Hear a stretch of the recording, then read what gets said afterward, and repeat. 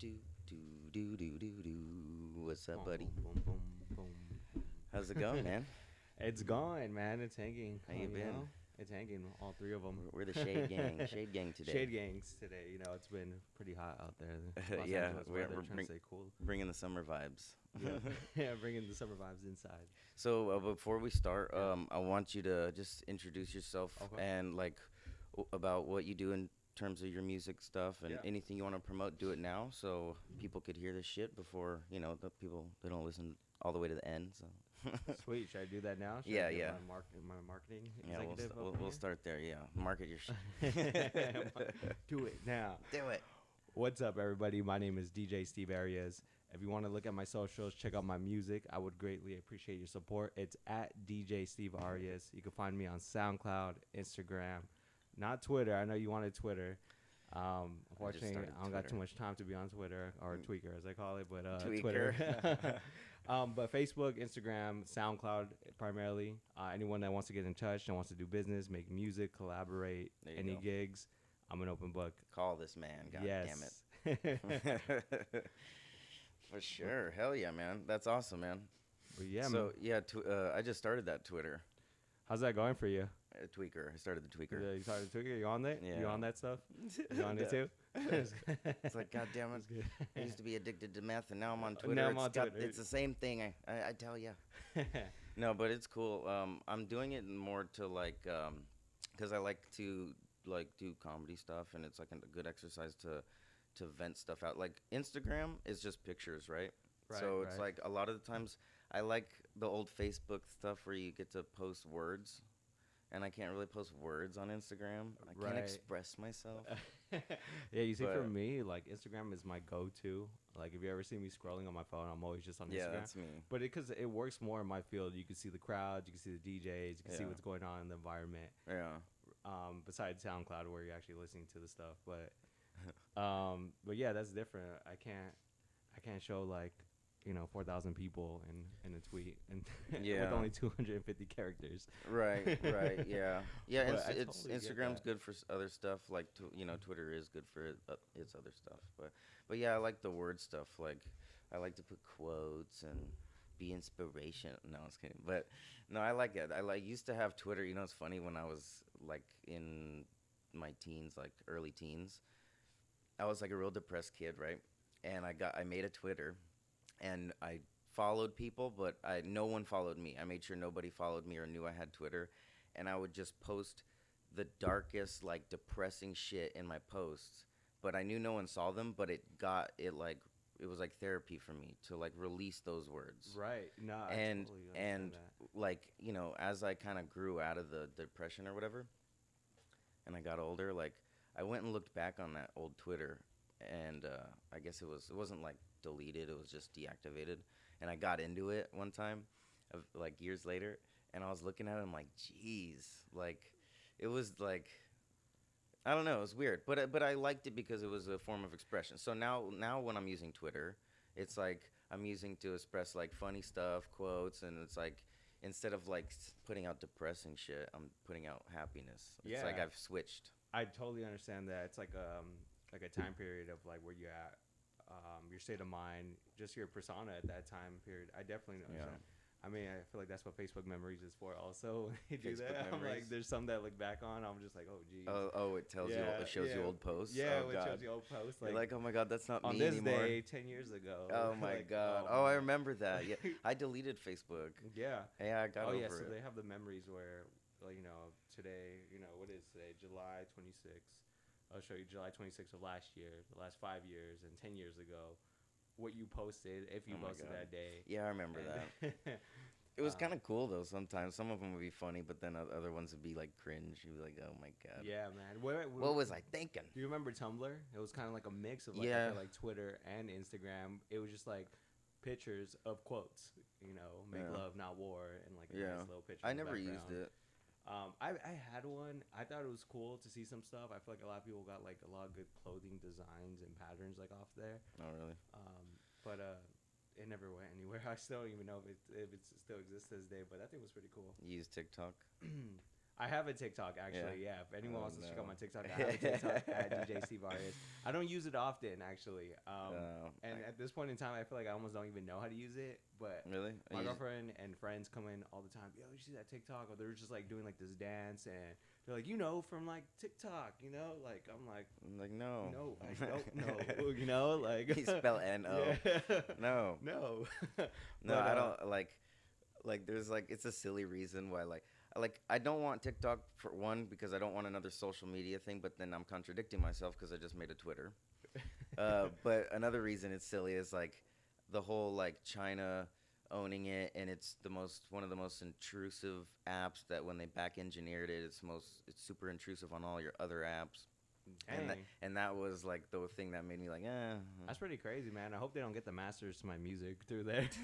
They start we like own it now. they start like making up like their own fucking. They got their own guy using your name, coming out with them. Like what? Better trademark your shit quick. Yeah, I know, right? Before the China Dude. takes it. That's pretty interesting. Yeah, no, I do have a TikTok. I don't go on it often, but when I do, I think I have a couple videos of me doing a couple scratch routines on there. Oh, okay. And playing have some of my music in the background. See, that's cool because like I agree with it that way. You're promoting a more audience to your stuff, Yeah, definitely. Your music. I know it's more like trend based, like we were saying, popular music, songs, wear, clothing, whatever it is, like fads. For me, I saw it as a tool to show my talent, showcase my talent. So I have like a couple scratch routines right there on some of my music. And then when the opportunity comes, I have actually a couple songs right now on SoundCloud that are doing fairly well that I think would actually be ideal to put into the TikTok universe because really? people could dance to it. Oh, Yeah. okay. And I feel like they could do a challenge. So that's something I've had in the back of my trend mind. up. Yeah. Bloop, bloop, bloop, bloop.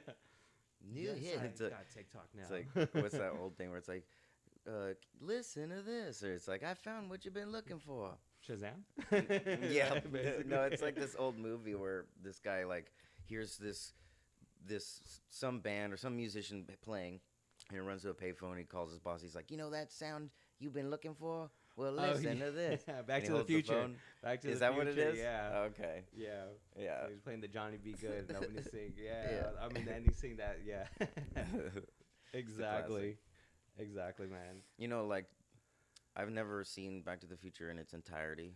Like I'm really bad with movies. Oh man, I'm a big movie person. That actually Really? happens to be one of my favorite trilogies ever. Really? There's 'cause three of just- them? I didn't even know there's three of them. Yeah, there's three of them. How many times are they going back to right. the future? Yeah, that timeline is all kinds of fucked up. Yeah. I've seen bits and parts of it. I'm just like every time someone's like, "You seen that old classic movie?" It's always old classic movies that people are so like, "You haven't seen it?" And it's like, no. I finally just watched Scarface like 2 years You ago. rarely watch Scarface? Oh Yeah. my god, yeah, that's a cult classic, man. I'm There's, bad, there's I'm a couple bad. good movies right there. I think I got a couple DVDs still in the storage with dust that I could give you. Oh, yeah? Hopefully you got a DVD player back. No, I have a PlayStation. That'll play there we DVDs. go. That'll work.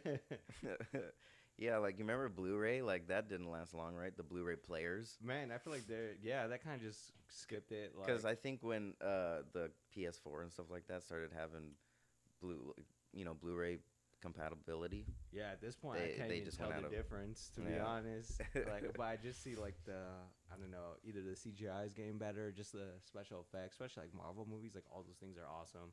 And then when you Do see you the like making that of CGI it, stuff? some of it's cool. Like I was just saying, like in the Marvel hemisphere, obviously, Yeah. because it's out of this world. Sure. It's intangible type of stuff. Like it looks cool, and it's the acting's all cool. And then when you see the background, like deleted scenes and like behind the scenes, they're just behind like a green screen the whole time, just moving sporadically. Right. Yeah. Exactly. But then It's when all you fake. No, but I can't. I'm not a superhero fan. So like all the superhero movies, I'm just like, I've seen like the classic like Spider-Man with Tobey Maguire. Oh yeah, they see those were great because they had Yeah. more cinematography to it. Like there was actual sets that were built for it. Yeah. Towns like. I feel like Yeah. movies are losing something. Like I don't know. Like, but if I go too far back with movies, like that's too far back too. I don't like that either. It just looks too It's corny. like I don't know where the perfect timeline of movies was or where it's prime in my eyes. I but feel like a great perfect movie, especially when it comes to, like, since we're on the superhero topic, was the whole like Dark Knight like series. I like didn't see that. any of them. Those were amazing because it has still like that Tobey Maguire, like that real it's not like just green screen. Like they actually Yeah. went on set. They traveled to different places in the world, and then it has like a little bit half and half of that for special effects. Yeah. Yeah, I could take some special It effects. should be like the cherry on top like when they that. use CGI, but nowadays movies just utilize it like the whole like 90% of the movie. Yeah, But yeah, exactly. So it's like I totally don't know. get that. I It totally works get for that. some things. Like that new Sonic movie. It's like it's got. I feel like. The character itself is all CGI. Yeah, and it's like mixed with like real people and stuff. I don't know. It depends. Some of those movies could be good. I'm not shitting on all of them, but I watched that new Top Gun.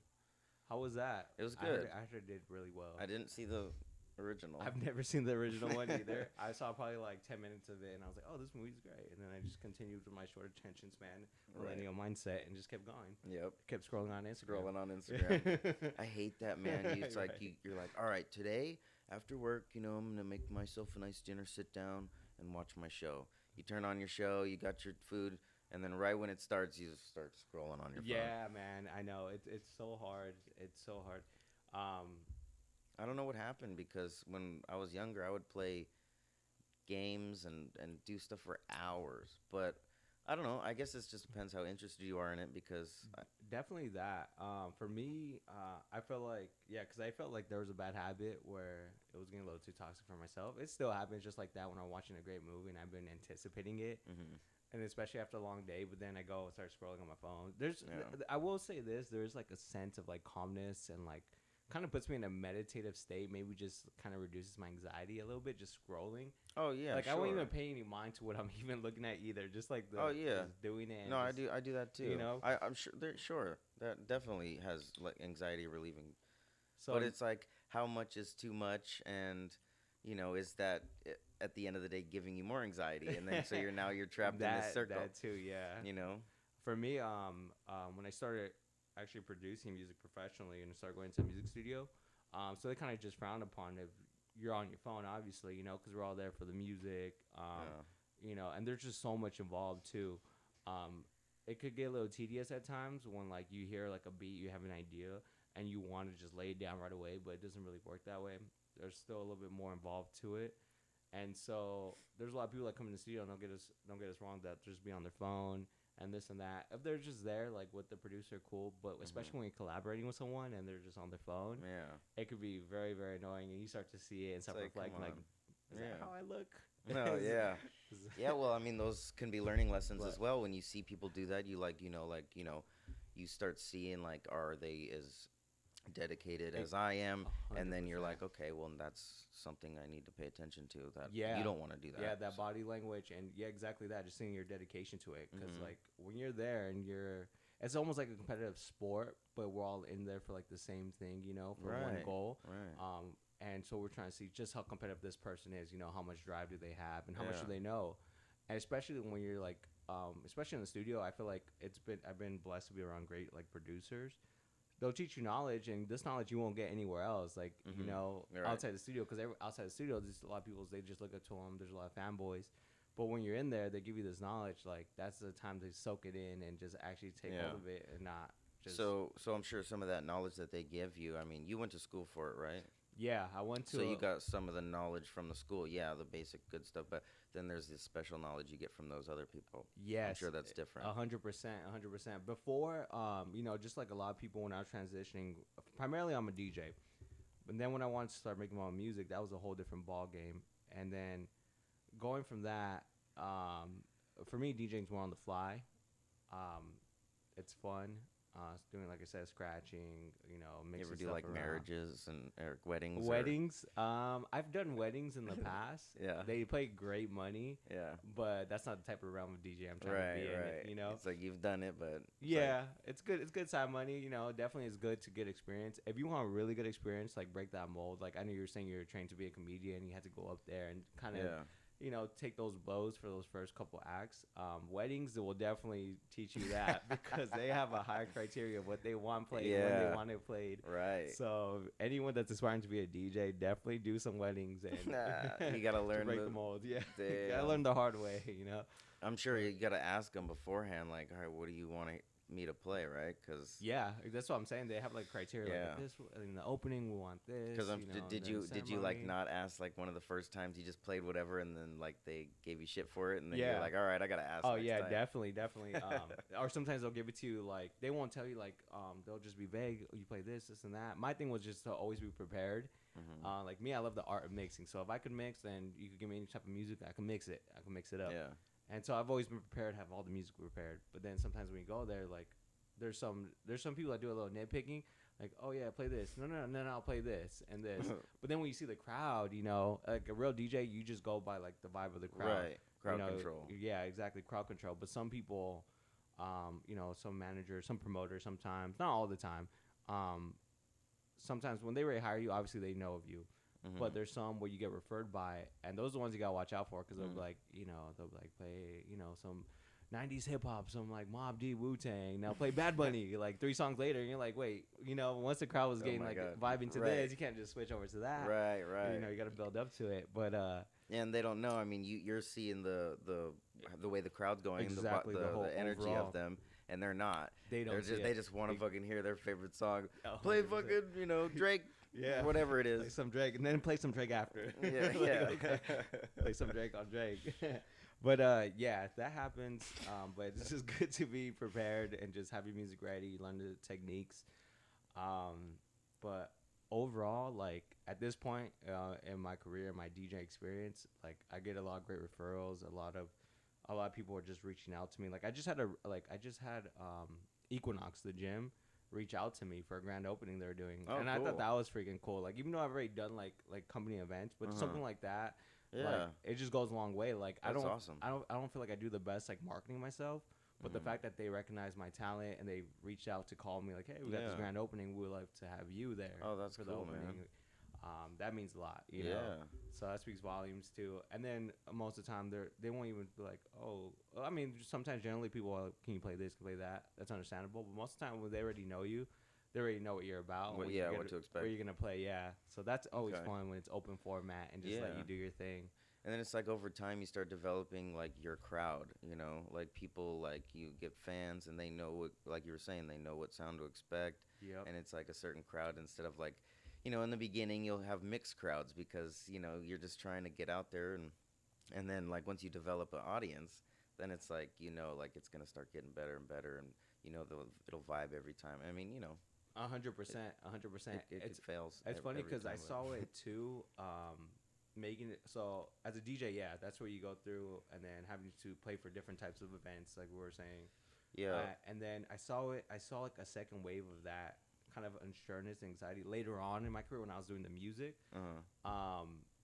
Just knowing first the technique, but then what type of sound do I want to make. Right. It came actually when I made the transition to making music. The sole reason why I started making music was because when I would go to the clubs out in Hollywood, places like Avalon, things like that, I would DJ next DJ lineup. The whole lineup, whatever the hit song was. Obviously, especially in the realm of EDM, there's various remixes. So Mhm. I'll play say like a trap remix, and then the person before me just played like a hardstyle remix, and then someone Mhm. played a drum and bass remix right after me. Right. And I was like, man, it's like the same song over and over again, just different drops or variations, Yeah. which is cool. Don't get me wrong, Yeah. but I got a little tired of it, hearing the same Right. repetitive, whatever the hit I song feel was. that. So I was like, man, and I remember this is when I had the Neckbreakers crew, which you can find us on SoundCloud too, Neckbreakers with the Z at the end. Neckbreakers. Me and my fellow Ye- DJ, ye- DJ Poetic. I used to look at him and all the time, and he had like great music too and great remixes when it came to that. Me, I always like more of the originals, finding like original tracks, people that they haven't Mhm. heard of yet. And he was Right. good at getting remix variations of tracks that were big. And I remember just looking at him like, man, don't you get tired of just playing like the same track that the DJ before does and the DJ after us is playing like everyone else playing? And I could see like he didn't get quite the spark yet, what I was trying to get at. But I Right. guess really it was just me telling myself like, all right, I'm ready to make the transition like to like make my own music and DJ my own There you music. go. Like, that would be great. And Yeah. that was that. I remember that key moment. It was literally in the middle Cool. of an event, and I was just like, I had that moment, just seeing him not getting it, but me DJing for so much longer than him and kind of Yeah. understanding it and being it around it. I was like, yeah, I think I stick- want to move on to the next phase. Yeah, man. Sticking with it and the commitment to it, like, goes a long way. You start realizing these things like that, and that's fucking awesome. Yeah, man. And speaking of music, so if anyone, as I mentioned earlier, wants to check it out on SoundCloud, you can check out my tracks. Right now, I have a song is actually doing fairly well. I think I'm around like about 3.5 thousand plays now on SoundCloud. It's Nice. been up for about 2 months. Go give this guy some more Yeah, plays. yeah. The Go song's check it called out. it's called Give Me More. Give me It's more. like a nice I'd say summer anthem. Definitely EDM pop anthem vibe. Yeah, Definitely I big remember room that one. stadium type sound. Yeah, I feel like everyone's really loving it. Yeah, I So like it. I need It's to good. put that out there. I actually haven't been promoting it as much as I should, but I feel like it's really good. That one feel like it came naturally because I feel like it's a sound that when we got into the scene Yeah, was like exactly. I very was big, just gonna say right? that. It has that old, 2010 to 2014 Yeah, vibe. yeah, and I definitely felt that, and I felt very strong. And I was like, I want to release it. I was gonna do Yeah. it very properly, go through a label and do stuff like that. And I was like, no, I'm just gonna Just release give it it on to him. SoundCloud. Yeah, Just give it to him. just give it to them. Yeah, give them some more. yeah, yeah. There you go. Oh, I'm gonna grab a beer real quick. Yep. Did you need one? I am good, my friend. Still working on mine right here. Cheers, mate. All right. Yeah. Cheers, man. Here, let me open this first here. Oop. Cheers, buddy. Thanks for coming on.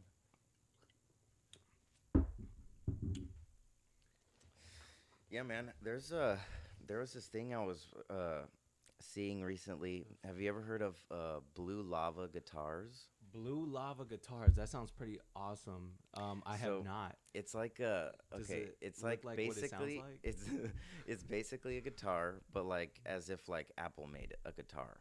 So it's like on the top of it, like say if you're holding the guitar like this, on the top of it, it's got a little screen and it's got apps and stuff on it. What? So like you could like That's hit record and play and record your sick. stuff, and it looks It has basically a strings and everything too, Mhm. like a guitar. Yeah, That's it's like a awesome. regular guitar, but it's digital, I guess, That's pretty cool, man. and I would- acoustic at the same time. when I it think. when it comes to things like that, and it's the same thing with DJing, and we had this controversy way years back when laptops came into play.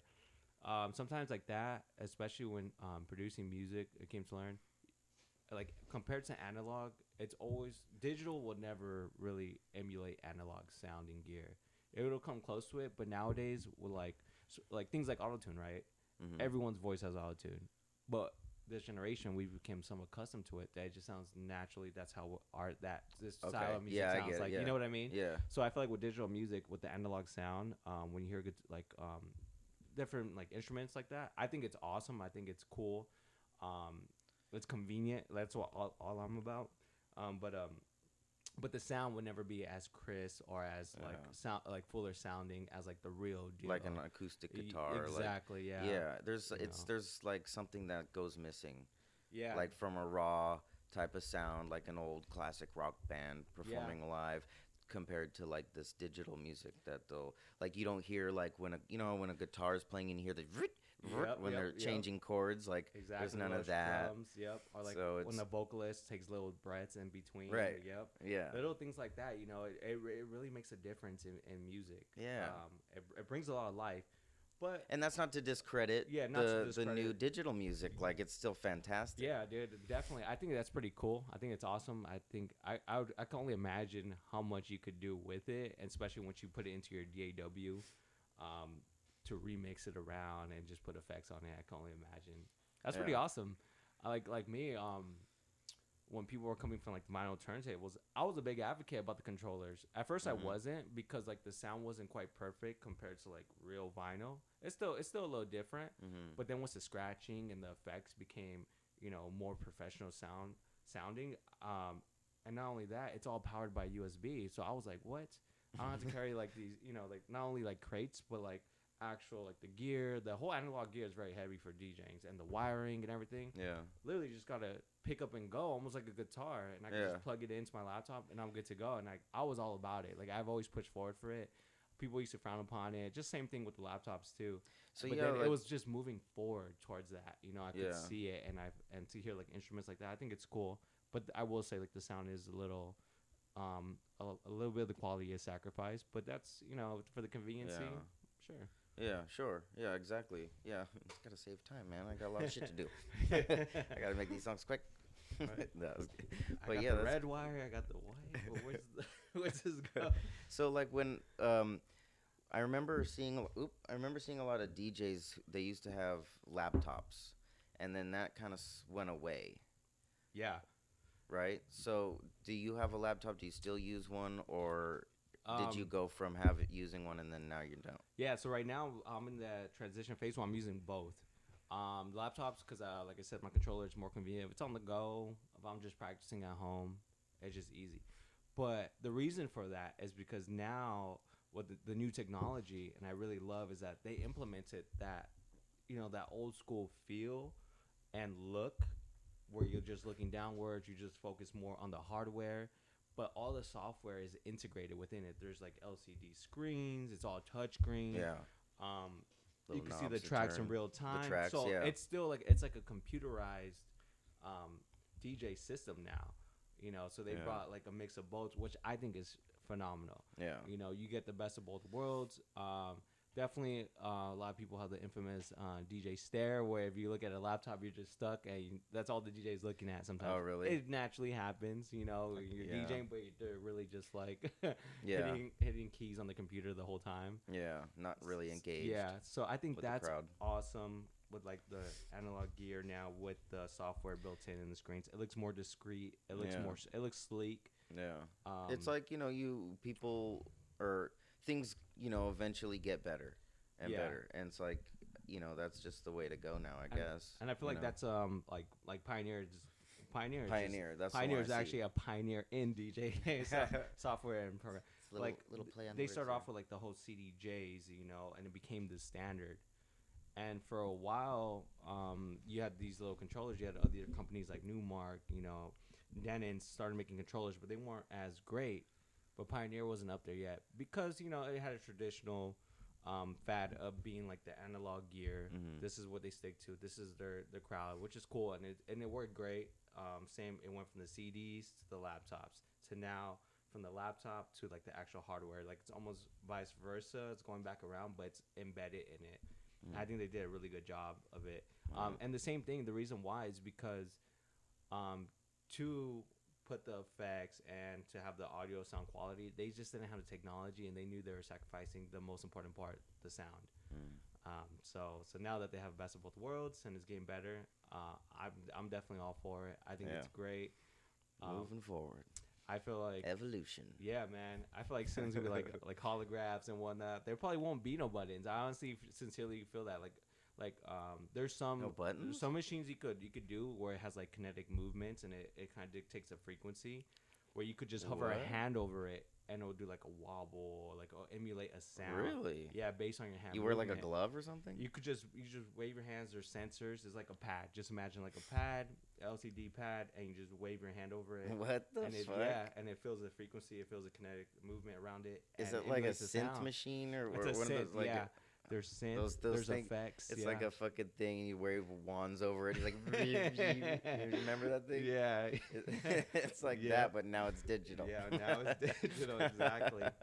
That's wild. So I Yeah, you think don't even need a glove or anything. I think soon I could definitely see more DJ systems being utilized like that. Like I said, we went from a screen to now it's a touch screen, which is cool. Mhm. But that we're already used to because of our phones. But, Sure. Yeah. But yeah. now I feel like that's not even going to be necessary at this point. You ever think about doing like more YouTube like sets, like live stream sets? Dude, I really want to. It's crazy. Like I saw like my younger cousins, they were putting up a video and they were like so hyped about it, and it was a video of me DJing, and that thing has so much views now, and I was like, wow, like that's crazy. Like Yeah. I never really went back like to go really look at it like nowadays. But when I saw that hype, and I was like, man, I really want to get out there and do it again. Yeah. Yeah. It was like when COVID hit, the streaming like just The streaming took blew off. up. And I really enjoyed them too because like, we weren't raving and I love sitting here on the couch and just watching these streams Yeah. and it was really cool. And I remember one night I was like, having a few drinks and I'm like, let's watch Steve.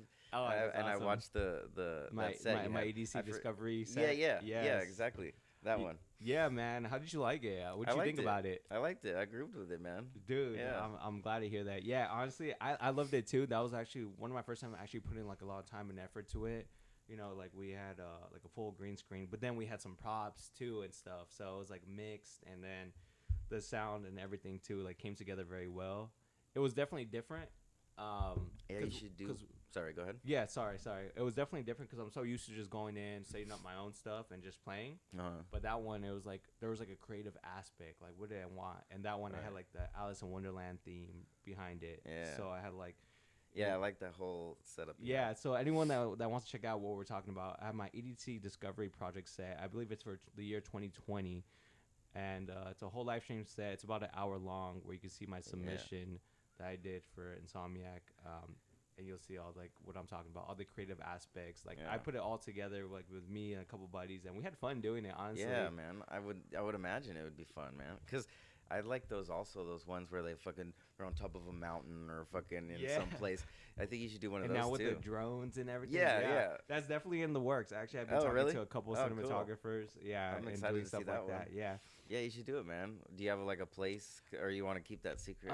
Yeah, I'm gonna keep it secret for now. But no, definitely have it in mind. I haven't done it yet. The reason why is because I have a couple tracks that I actually want to include either in the set or make a music video with in those places with that technology.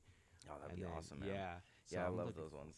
So that's gonna be freaking awesome. Yeah, there's some people that are just like way out there, dude. They're just like on like a disclosed island, like off of like Greece, and it's like a whole white mountain, and you're just like, whoa. Roman fucking Colosseums. And there's like a company that does a lot of those crazy places called Circle. You ever heard of it? No, I have not. They do like they'll go like in front of the pyramids or like at like a Colosseum. You know, like Boris, the techno guy. Yeah. He did one at some Colosseum. It wasn't the actual big Roman Colosseum that we all know and love, but it was like a smaller one. But like it was cool. Like they do places like not that. Not the one in Los Angeles. No. I think it was in over there in Italy or something. That's pretty awesome, man. That's really cool, and it probably brings on like another crowd too, like, you know, people that are into like history, historians, and you know, which I fucking love. Bringing those two cultures, I love that too. I'm a big history buff, and I really got to look into that company. I didn't know something like that existed, so I would love to. That was like another outlet too for DJing. Like me, I've always wanted to travel, just visit like a bunch of places like ruins, the pyramids, the Colosseums, like you said. I feel like with DJing, that'd be so awesome to live a life and just travel and just fuck yeah, you know, do my career, and my career involves traveling and seeing those places. Like you get two birds with one stone, and then you get to DJ at the pyramids. Like, man, that would be epic. Like, fuck. That would be Would you ever, like, if they offered you, would you ever DJ in a hot air balloon, do one of the sets in a hot air man, that would be epic. You know, it's crazy. I could do that, man. Yeah, I hate heights. It's crazy. I'm not a fan of heights either. But I freaking love roller coasters. Like I love adrenaline. Like I'm an adrenaline junkie. So once I get that adrenaline, I'm up and going. And I'm like, let's go on the next one. Really? Like, I'll totally freak out. Don't get me wrong. It's like I have a lot of mental blocking with that. Like, I'll go to Six Flags. I hate heights, hate roller coasters. And I'm like, the whole time in the line, I'm like, fuck this. Like, I don't want to do this. It sucks. And then when I'm on it, I'm like, this is pretty cool. Yeah. And then I get off and I'm like, why do I do these things? Right. Yeah, man. That's exactly same. Yeah, like I get so anxious with things like that, but heights especially. Yeah, you don't but know the if hot that air, shit's gonna break. Like the hot air balloon is a little risky. That one like, is more scary. I think I would do skydiving before it, which is another thing I want to do off my bucket list. Oh, you're crazy. But like definitely it has to be like over water, so I feel a little bit more safe and less anxious. Well, you should, if you do it over Dubai. Over Dubai, just go on straight the coast. sand. right on the coast where the water meets the sand. That would be pretty awesome. And you see the Khalifa, the tallest building in the world. Oh, there was a thing I was reading today. Speaking about the tallest, well, this is like one of the deepest things, right, in the ocean. They found this old, I think it was World War II ship that sank in a battle, and it was the deepest ship they've found to date. It was 4 miles deep. Jeez. Which is double the depth of Titanic. Titanic was like 12,000 feet or something like that. Okay. And this one, they found it at 20-something thousand feet. It was like double. It's like 4 miles. That's incredible. Was deep. It still intact, or was that all? Yeah, it was a lot of it was like the guns they had on the top of it. Like it was like when it goes out to sea, like they're facing forward, but the guns were turned sideways because it was like shooting at. They were still turned sideways. The fishes shooting at the sharks. From shooting at the enemy. Yeah, the sharks. That's awesome, dude. Yeah, That's it's pretty crazy. crazy out there. Huh? It's just wild how like deep the fucking ocean is. Like that's this thing that scares me. Yeah, It's like not no. only am I scared of heights, I'm scared. It's What's like a word below for us? it. Yeah, if I'm in Yeah. the water, like in an ocean or something. I went in Hawaii last August, and we like did a little like kind of snorkeling or whatever. But you go out far enough where you don't see the floor anymore, and it there's a word for it where it's like something phobia, where you're Where you scared of can the underneath in the water. Yeah, it's kind of like That's me. I feel like what they say, like the Bermuda Triangle. Once you go into so far into that, or at least especially that area, like when like pilots and like jet fighters when they fly in, sometimes because of the climate and like the cloudiness, they forget what's above them, what's below them, either the water or the clouds, and the Mm. clouds reflect on the water, so they think Mm. that's the sky and vice Oh. versa. And like there's a lot of incidents, a lot of crashes. Yeah, a there's lot of, like is it because there's like no magnetic field there or something? Is that what's going on? Because it's the almost like a facade. Like when people are like in sand, or like obviously the heat plays a factor, but like you start like when you look at heat, you start to see like the heat Mirage. waves, and it almost looks like water after a while. Mirage, Yeah, yeah. like a mirage. I feel like they get a similar effect, but when you're in that case, where you're midair, your life depends Yeah. on it. Like Yeah, you don't know like if you're going up or down. That's scary. you ever heard of the like planes have black boxes? No. So every Yeah. plane has something called a black box, which is like if a plane crashes or gets lost, they locate that black box. It's like a location device, and everything that every plane that's crashed in the triangle, the Bermuda Triangle, they can't. The black boxes are turned off. It doesn't reach it, right? Oh, It's- that's probably yeah, So- exactly. Like things like that. That's pretty crazy, And then you're all alone. You got no access to the outside Yeah, world. fuck. But that's why I think they can't work because there's like no magnetic field or something. It's like so the triangle's where it's like off the coast of Florida, right? Yeah. And it's like goes halfway into that's the Atlantic, right? Yeah, And then it kind of comes down into like Cuba area. yeah. And I think it gets like Don't- a lot don't of go like to Florida, like that's what that means. tornadoes. Yeah, just gotta be careful, man. But DJing on a hot air balloon, man, that would look super sick on a video for sure. That would be awesome. You would do it. I Well, I think- mean, you would I skydive. think, I so. think I would do it just because to know that I'm DJing would make me less anxious. Mhm. But if there's You a keeping me- freaking crowd up there with me, I'm Keeping like, your mind busy. Oh, they're we all gotta- shaking the fucking all right, thing. balloons. All fall. right, guys. That it's gonna balloon fall. starts tilting. It starts going lower and lower. I'm like, all right, we got to start sacrificing some people. Like, Start we throwing need them less off. weight off this balloon. Like, you know how you said you want to go skydiving? Yeah. Why don't you DJ while you're falling and skydiving? Oh, dude, Li- that'd be live- epic. Like, put a GoPro on your head and Yeah. like doing flips. Not sure how good those transitions would sound, but it'd be pretty gnarly. It's all fucked up. I'm trying. I'm the first guy to do this, so cut me some slack. Dude, like, but given like saying things like that, like a lot of people are just upping the bar of like where to DJ, Right. how to DJ, and like it gets crazier and crazier. Like I wonder each when time. the first one in space is gonna happen. Bro, it's funny that you say that because like years ago and like now like this whole Elon Musk and the Mars fad, like I've always followed it like since at a young age, but I've always been into like space and stuff. Yeah. And I literally had wrote, and I probably still have it like on my vision board, first DJ to DJ at Mars. Oh, Like, shit. Yeah, Oh, so I nice. wrote that to myself. I still got it up there, and like that would be Ooh. freaking awesome. DJing for a bunch of Martians. Yeah. It's like, well, you gotta fucking play the moon gig before you can go to Mars. Right. Yeah, man, that'd be awesome. I'm sure it's gonna happen. It's inevitable. We're gonna make, I think, bases on the moon first, before we do the Mars thing. Yeah, the opportunity comes, I'll definitely take it, man. Do it, man. Even if I know it was risky, I think I still would take it, honestly. Sorry about that. That was my computer. Is that gonna come out on the recording? No, it's I like don't think Windows so. 95 just starting up. Again? Like Billy-doo. No, I don't think so. It doesn't pick it up. Okay. Yeah. That was pretty loud. I think I went deaf, but Scared me a I'll little send you bit. my medical bill. It'll be like 40 years in after my DJ career. Oh, now I'm deaf. Right. Oh, It's you like, know, it's that time for that yeah, podcast. yeah, I'm that sending my bill motherfucker. to Tuesday right It wasn't now. all these years of loud music. It was that moment at the podcast. That's cool, man. When's your next show? Yeah, so right now I'm actually taking a break. Ironically, during summer, I've gotten so many gigs. I was actually DJing all through a lot of the pandemic, a lot of Mhm. private events, and then through wintertime, there was a lot of a pickup. And then this spring, I just recently just stopped just to focus solely on producing. Producing Yeah, in the just studio. personal life and production, and yeah, just been doing that. Just been fixing up the home studio more and more.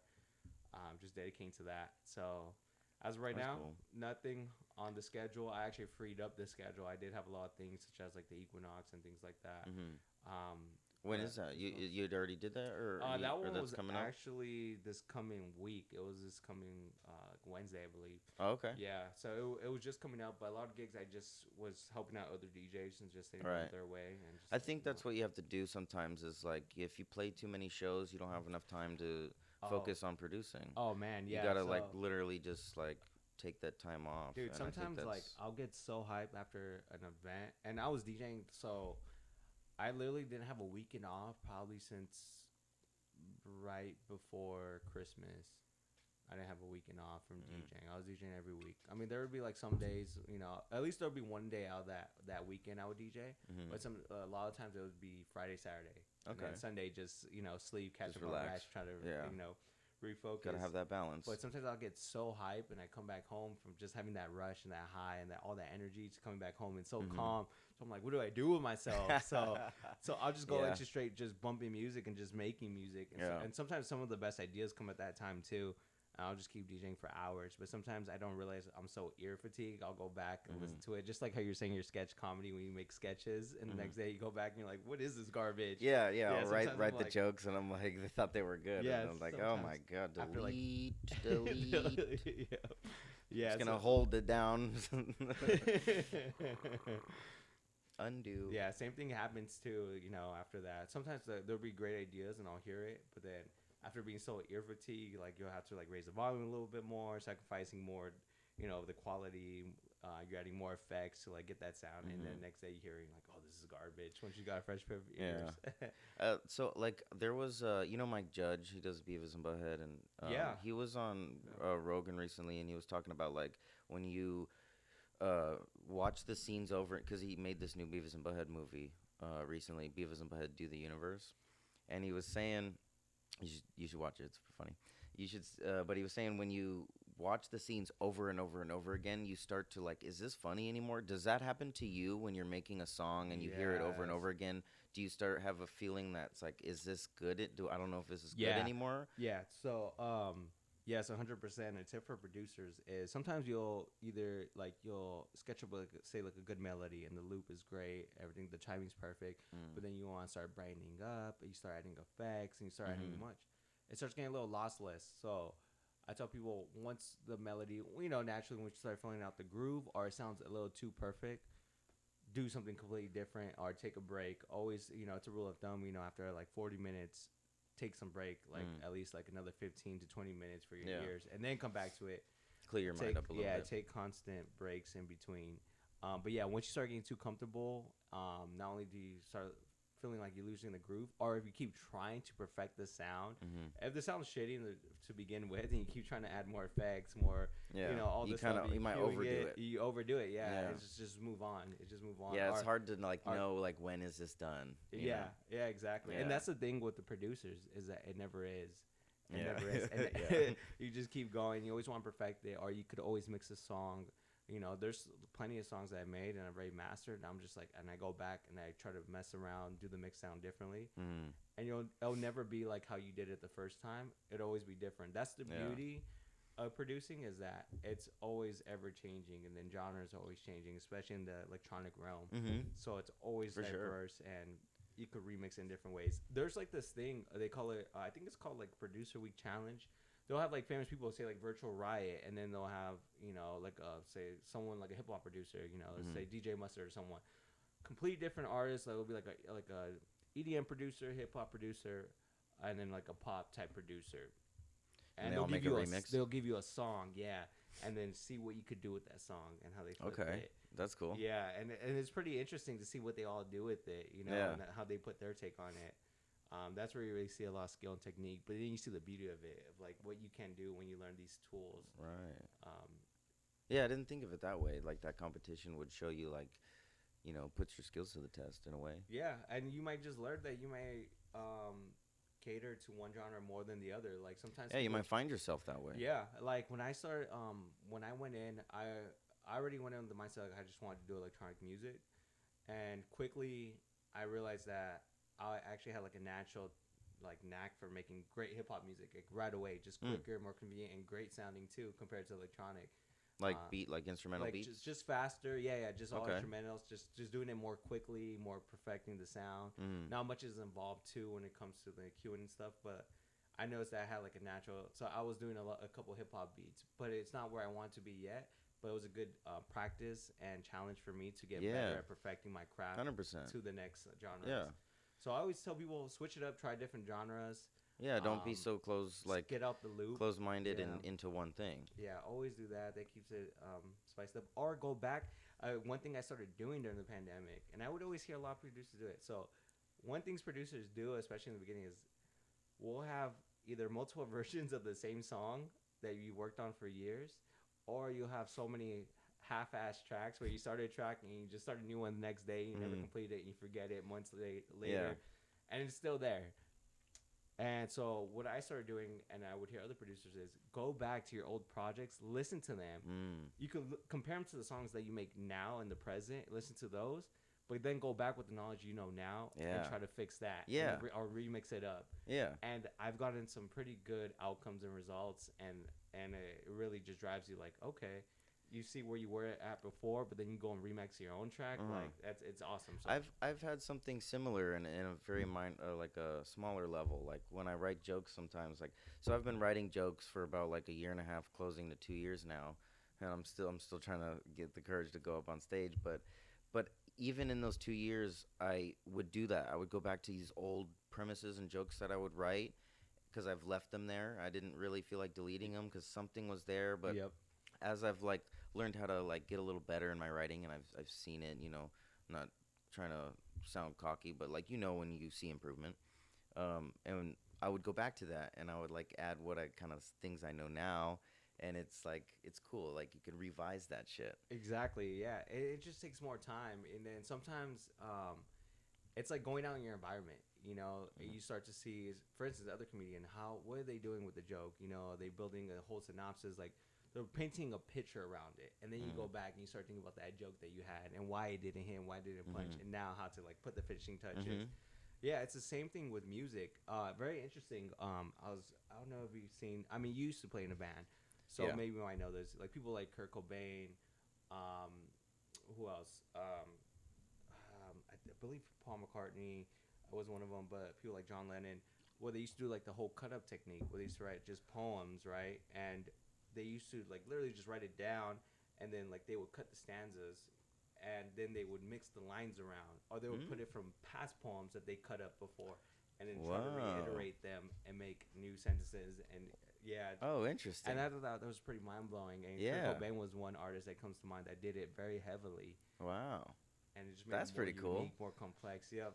So I might try that. Yeah, man, definitely try that with jokes. I do that with my music too. Sometimes I'll bring drops from other music and then start remixing around, or put like a second variation to it. So that was pretty cool to see that, how they do it in their art form, and to hear how you do it with your jokes and how I do it with the stems of my music. Yeah, I find like a lot of similarities in like when how I'm like trying to engross myself in this comedy stuff, and like I learn a lot of things, and I see like when you talk about your music, I see a lot of similarities, and I guess it's just like in a broad sense of all art is probably like that, like all stuff that you do to express yourself, like art. I think that goes for all of those things, right? Yeah, it's like a lot of similarities to it. Yeah, like, I think that's what that's what makes art such a. Sometimes it makes it a hard concept for some people that are not like very creative. Which by all means, if you're not creative, that's pretty cool. Everyone's got their place in this world. Yeah, but the more that you start challenging your own art, like I have with my music, you switching it up with your jokes and whatnot, you start to look more complex, and you become a reflection of that. And sometimes you get so deep into your own realm that you start looking different, you start looking the part, and naturally people start calling you an artist. Mm. But really, you were just influenced. You were just a fan just as much too. I mean, So, like everybody's influenced technically at the end of the day, right? And by someone else before them. yeah, I guess that's true. I guess it's better for the better or worse. But What like works for you. through that influence, you create something of your own. Yeah, exactly. You start creating an entity. Some people they'll especially in the music business, they'll try to recreate someone else's path or like the similar sound. Like with like hip hop used to be different. Like every artist used to be different in the way they delivered To and the the hip lines hop, to like the hip songs. hip hop, you don't stop. And so now it's like 808 trap, and don't get me wrong, all that is awesome. But for a Yeah. long time, there was like that's where we got the term like even mumble rappers, Mhm. like SoundCloud rappers. It became like a distinct sound that people just kept doing over and over and over again. Yeah. And you're just like, and it works. Don't get me wrong. We started to learn that, especially as millennials, and we're speaking like TikToks, like, oh, this dance, Yeah. and someone else could do dance and do it. Yeah, But it's or like some people create their own lane, and that's a lot harder. It's a lot harder when you create your own Mhm. lane without the influence. I you try guess to it's be. like just like mumble rap. If you shove it like shitty music into our faces enough, it starts becoming its own genre. Yeah. It's like if you're not fucking making it, just keep going. Just fuck it, it'll eventually hit it. Yeah, but consistency is the key. It really Yeah. is. You gotta keep Definitely. doing it. I'm learning that through doing podcasts. Like, a lot of times I make excuses for myself and I skip out, and it's like you gotta learn that, to keep going. It's consistency is Yeah, the fucking man. key. That's one thing I feel like I've learned with the music, especially the producing was a little different because there's so much you got to learn, so much complexities, and being able to stay in the groove for long periods of hours while sitting Mhm. down and just like the idea, just either it's gonna come to life or it's not, Yeah. and accepting it. But keeping doing it and doing it, and having that drive, and then once you do and you get quicker and better at it, there's like a spark to it, but it's like it's so funny, like, there'll be moments where, like, my girlfriend will walk in, and, like, I'll have, like, a big smile, and she'll be like, what? After it was, like, hours of me, like, fuck, shit, what the hell? Why can't I get It's a this process. sound? Yeah. And then I'll say it's, like, a big smile. It's just, like, an internal reward, like, yes, Yeah. I fucking did it. All the endorphins are running through. Yeah. Like, yes. Yeah. Like Brody Stevens, yes. You know him? He's like he's an old comic. He since passed away, but he would always say that. Yes. Yeah, that's cool. That's funny. Yeah, that's cool, man. But yeah, little achievements, little rewards for producers. Either if you're not satisfied, switch it up, try something different, or pat yourself on the back and just like reward yourself, even if it's something small as like getting Yeah. a good melody and timing. And Yeah, it's good to be your own critic, but don't beat yourself up too much. yeah, I had a big problem with that when I first started DJing too. And I feel like it was so competitive because like the DJing thing was especially becoming big after like Serato and laptops became more convenient. Mhm. It was more like a competition, but me, I feel like it was more a competition with other DJs trying to get more gigs, trying to be, especially being in LA, where the opportunity's there, but it's very slim. And then they'll only want to cater to the same people after a while. But once you get in that door, and you're with the right people, there's a lot of shitty people out there too that'll try to use and abuse you Sure. in LA. In LA. Yeah. In LA. You're just like, they'll use and abuse you in I LA. can't speak Talking for to you, other LA. places, but like all my LA people know how it is. It could be smoke and mirrors sometimes, but once you get in the right people and you keep doing that, Yeah. you gotta pat yourself in the back for those little Sure. things and just keep going. Yeah. You gotta, like, there's a difference. It's a thin line between being like cocky about it, but also like seeing your improvement and noticing Yeah. that and patting yourself on the Exactly. back for it. I feel like, and when you're asking about You can't be DJing, righteous about your um, shit, like lately, being so blessed, having all these opportunities and having all these companies and promoters and everyone come up to me like that want to hire me, but now having the opportunity, not only having the options, but being able to say no and then refer them back to other DJs Mhm. and then still know that those options are still available. Like Yeah. that feels great. Because I didn't have those, and before I was in so competition and see other DJs, there was a sense of like, not jealousy, but there was a competitive edge, and Mm. really what it was is that I wasn't focusing on my own talent, and then when it comes to music, there's no bullshitting around. You're gonna show someone your song, whether they're gonna like it, they're either gonna like it or they're not. Yeah, it's a you know? meritocracy. And that's like something we got to do as producers too. We Yeah. don't necessarily go on the stage, but we'll show people, hey man, this is my new track. Can you check it out? Yeah. And like you work so hard and spend so many hours on it, and they're just like, Yeah, it's cool. Yeah, it's cool. It's gonna happen, man. It's gonna happen. That's funny, man. It's alright. It's alright. It's cool. All blood, sweat, and tears. Yeah. Fucking shit, man. You know what I went through? It's Yeah. alright. It's alright. All right. Well, I think we're running out of time. You want to close this out? Yeah, man. Thank you for having me on. It's always Yeah, a of course. pleasure. Glad to be on. For everyone out there watching, listening, again, you can listen, check out my music, follow me on Instagram, Facebook, SoundCloud at DJ Steve Arias across all social medias. That's fucking right. Anybody that wants to get in touch, collaborate, I'm always open. Whether you're someone well known, someone that's on the way, someone that wants some tips on production, I'm always glad to help. Whether it's DJing, production. I'm engulfed in the culture, and I would love to learn something from you back as well. Awesome. There it is. All right, Steve, man. Glad to have you on. Thank Thank you you again. Appreciate you. All right, everybody. See you later. Have a good fucking night. Good weekend, or good work week, actually. All right, man. Enjoy. Yeah.